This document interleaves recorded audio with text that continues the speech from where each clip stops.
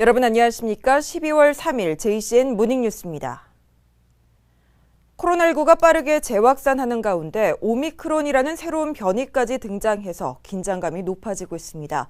방역당국은 가능하면 연말 모임을 자제해 줄 것을 권고했습니다. 구현희 기자입니다. 다소 주춤하던 울산의 코로나19 확산세가 다시 고개를 들고 있습니다.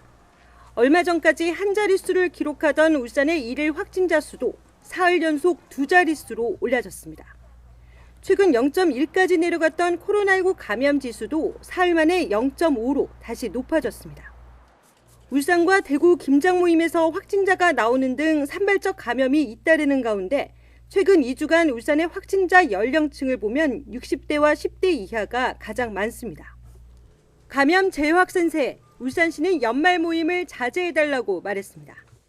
가족 간 접촉, 김장이라든지 이런 친지 간 접촉자들이 대부분입니다. 연말 연시 모임, 회식, 친지 방문을 최대한 좀 자제를 해주시기를 당부드리겠습니다. 이런 가운데 오미크론이라는 새로운 변이까지 등장해 긴장감을 높이고 있습니다. 방역당국은 3일부터 2주간 내국인을 포함한 모두 해외 입국자는 예방접종 여부와 상관없이 10일간 격리하도록 했습니다. 앞서 지난달 28일과 29일 네덜란드와 독일에서 울산으로 입국한 확진자 2명의 오미크론 변이 감염 여부 결과는 이번 주말 나올 예정으로 울산시는 캄보디아에서 입국한 확진자에 대해서도 오미크론 변이 감염 여부 조사에 들어갔습니다. 일각에선 델타 변이보다 전파력이 몇 배나 높을 거란 분석까지 나오는 가운데 이들 해외 입국자들은 격리 없이 확진된 상태여서 방역당국이 촉각을 세우고 있습니다. 단계적 일상 회복과 함께 달아오르던 연말 분위기도 코로나19 재확산세에 다시 얼어붙고 있습니다. JCN 뉴스 구현입니다. 어제 울산은 오후 6시를 기준으로 22명의 코로나19 확진자가 발생했습니다. 북구의 한 초등학교 5학년 학생이 확진 판정을 받아 어제 학생과 교직원 등 200여 명이 진단검사를 받았으며 결과는 오늘 나올 예정입니다. 또 서울과 부산, 충남 등 타 지역 확진자들과 접촉했다가 확진 판정을 받는 사례가 잇따랐습니다. 울산의 누적 확진자 수는 5,693명입니다. 앞서 말씀드린 것처럼 코로나19 확진자가 점차 늘어나고 있는 가운데 10대가 차지하는 비율이 상당수를 차지하고 있습니다. 증상 발현에도 즉각적인 대응이 이루어지지 않는 데다 백신 접종률도 낮은 만큼 일선 학교는 코로나 감염에 취약한 모습을 보이고 있는데요. 울산시가 대책 마련에 나섰습니다. 보도에 김동현 기자입니다. 최근 집단 감염이 발생했던 울산의 한 중학교. 지난달 9일 첫 감염이 확인된 이후 모두 26명의 관련 확진자가 나왔습니다. 방역당국은 이 집단 감염이 뒤늦은 방역대처에서 비롯된 것으로 보고 있습니다. 방역당국이 추정하는 근원 환자는 지표 환자와 다른 5,490번 확진자. 이 확진자는 첫 감염 확인 사례보다 보름 앞선 10월 27일부터 몸살 증세를 보여왔습니다. 다만 열이 나지 않는다는 이유로 PCR 검사 없이 보름가량 일상생활을 이어오면서 집단 감염의 원인이 됐습니다. 여름이 없으니까 쯤 되면은 환절기다 보니까 당연히 감기련이 하고 넘어가는 게 많거든요. 전국에서 코로나 확산이 가장 더딘 쪽에 속하는 울산이지만 학교 내 감염은 지속되고 있습니다. 이달 들어 중구의 한 초등학교에서도 집단 감염이 발생해 7명의 관련 확진자가 나왔습니다. 최근 6개월 동안 학교에서 발생한 집단 감염만 7건에 관련 확진자는 217명에 달합니다. 전국 18세 이하 확진자 증가가 계속 지속되고 있다. 전국도 마찬가지고 우리 시도 그렇고 점점점 증가하고 있는 모습을 볼 수가 있습니다. 울산시는 교육청과 연계해 학교 방역대책 강화에 나섰습니다. 온열 증세에만 의존하는 증상 발현 기준에서 벗어나 기침과 몸살 등 가벼운 증상 발현자에게도 보다 적극적인 코로나 검사를 권고할 예정입니다. 현재 24%에 머물고 있는 12세에서 17세 사이 청소년 백신 접종률을 높이기 위한 방안도 마련한다는 방침입니다. 지난달 울산에서 발생한 17세 이하 확진자 57명 가운데 백신 접종자는 1명도 없었습니다. 방역당국이 청소년 백신 접종의 중요성을 강조하는 이유입니다. JCN 뉴스 김동영입니다. 지난달 울산 지역 소비자 물가 상승률이 지난해 같은 달보다 4% 올라 10년 만에 최고 상승률을 기록했습니다. 통계청의 소비자 물가 동향에 따르면 지난달 울산의 소비자 물가 지수는 108.02로 지난해 같은 달보다 4.0% 상승했습니다. 이는 지난 2011년 12월 4.3% 이후 10년 만에 가장 높은 상승률로 특히 오이와 수입 쇠고기 등 농축수산물 6.9%, 경유와 휘발유 등 공업 제품이 5.5% 오르며 소비자 물가 상승을 견인했습니다.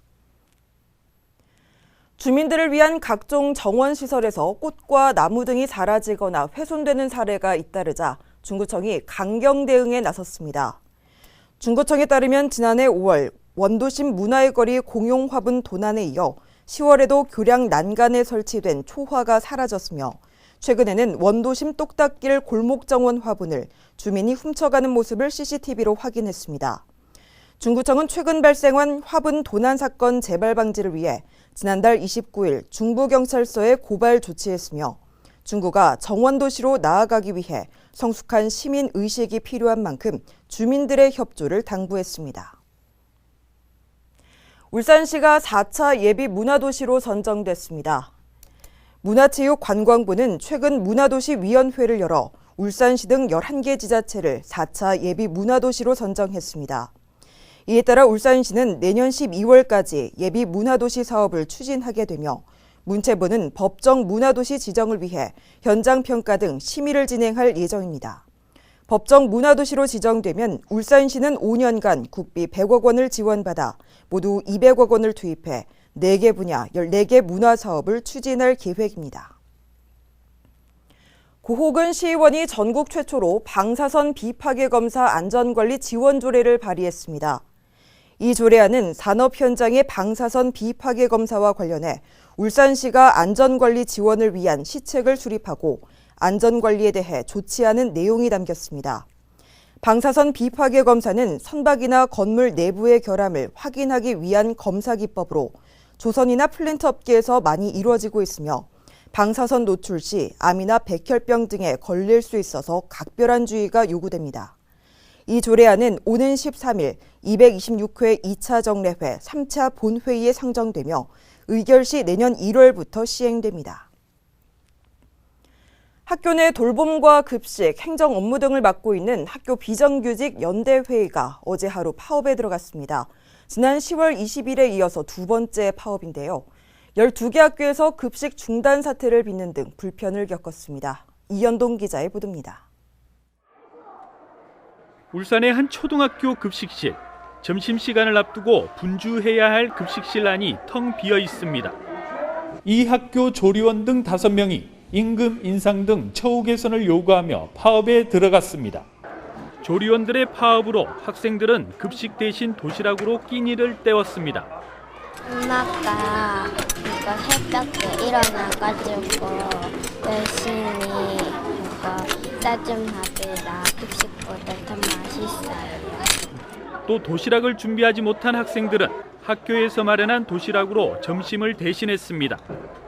아이들 등교한 뒤에 아이들 전수조사를 통해서 도시락 안 가져온 친구들 학교에서 도시락 구매해서 이제 나눠주고 어떻게든 아이들이 도시락 다 먹을 수 있도록. 학교 비정규직 연대회의의 총파업으로 울산에서는 전체 275개 학교 가운데 12개 학교의 급식이 중단됐습니다. 8개 학교는 개인 도시락을 지참했고 4개 학교는 단축 수업에 들어갔습니다. 울산교육청은 이번 파업에 전체 조합원 4,500여 명 가운데 8.5%에 달하는 380여 명이 참가한 것으로 추산했습니다. 조리사가 88명으로 가장 많았고 특수교육 79명, 유치원 방과후 강사 77명, 행정실무사와 운동부 지도자 등도 파업에 동참했습니다. 학교 비정규직 연대회의는 근속수당과 명절휴가비 인상 등을 요구하고 있지만 교육당국과 접점을 찾지 못하고 있는 상황입니다. JCN 뉴스 이현동입니다. 울산경제자유구역청이 광양먼권 경제자유구역청과 투자 유치를 위한 파트너십을 구축했습니다. 울산경제자유구역청은 지난 2003년 개청한 이후 403개 기업과 21조 2,570억 원의 투자 유치 성과를 이룬 광양망권의 경제자유구역청의 전략과 기법을 울산에 도입해서 내년도 투자 유치 활동에 적극 활용할 계획입니다. 울산경자청은 광양망권의 대기업을 방문해 산업 현황을 확인했으며 네트워크를 강화해 나가기로 했습니다. 울산 민관협치지원센터는 어제 북구 머큐 엠버서더 호텔에서 로컬다이브 2021 컨퍼런스를 개최했습니다. 이날 컨퍼런스는 지역의 특색과 자원을 콘텐츠와 공간, 상품으로 만들어 사업을 운영하는 전국의 로컬 크리에이터들이 모여 지속가능한 비즈니스에 대해 의견을 교류했습니다. 컨퍼런스는 오늘까지 진행되며 전문가들의 강연과 패널 토의, 주요 의제에 대한 결과 등을 공유하게 됩니다. 이철호 민관협치지원센터장은 울산은 아직 서비스와 콘텐츠 산업에 대한 경험이 부족하다며 다양한 먹거리와 새로운 성장 동력을 찾는 계기가 될 것으로 기대했습니다. 국내 연구진이 시판 건강기능식품에서 항암 성능을 찾아내고 작용 원리를 규명했습니다. 유니스는 생명과학과 강병헌 이창욱 교수팀이 항산화 건강기능식품인 미토큐가 암세포 미토콘드리아에서 과다 생성된 트레본 단백질을 억제해서 항암 활성을 가진다는 연구 결과를 발표했다고 밝혔습니다. 연구진은 암세포 미토콘드리아에 침투하는 약물을 연구하던 중 특정 화학 구조를 발견하고 기존 약물들을 스크리닝해 미토큐를 찾아냈다고 설명했습니다. 이번 연구 결과는 저명 화학 저널인 미국 화학학회지 표지 논문으로 선정돼 12월 1일자로 출판됐습니다. 울산박물관이 박상진 의사 순국 100주년을 맞아 다양한 교육을 진행하기로 했습니다. 울산박물관은 12월 5일과 11일, 12일 사흘간 광복회 총사령 박상진 의사의 삶과 활동을 알아보고 박상진 의사의 모습을 인물 도자기에 그리는 체험 행사도 진행할 계획입니다. 교육 신청은 당일 현장에서 선착순으로 할 수 있으며 회당 20명까지 제한됩니다. 중국 원도 시민 문화의 거리와 혁신도시 종가루가 빛거리로 재탄생했습니다. 형형색색의 예쁜 조명들이 야간에 환하게 불을 밝히고 있는데요. 영상으로 담아봤습니다.